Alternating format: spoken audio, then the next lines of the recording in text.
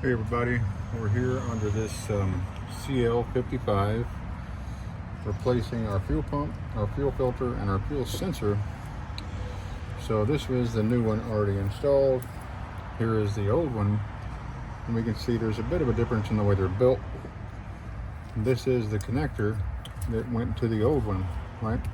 As we can see, it fits, but it comes with this new harness. So we can see where this plugs in, the red wire starts off on this pin and moves over to this middle pin. So we can see from one end to the other, the wire positions change. So this wire is necessary, and we have to make sure that we go ahead and plug that in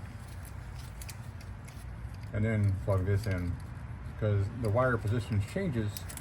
So they need to make sure that they are getting installed so it goes into the right spot. Now you can use a zip tie and tie this up to here so it stays up and out of the way.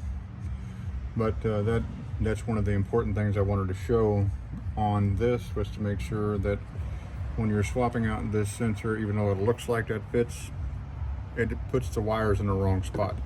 Now potentially you could swap them around, but that wire needs to be on there, at least in the right positions. So that's all I wanted to show. That's what I wanted to share with you guys. So if you would, go ahead and hit like and subscribe on this video. Leave me a comment on if you've had this experience before, and let me know what else you'd like to see done here in the future, and I'll try to do it as I get the cars and the availability to work on them. Anyway, thanks for watching. Don't forget to come back and watch some more, and hit that like and subscribe and hit the bell to be notified. Thanks again, and have a great day.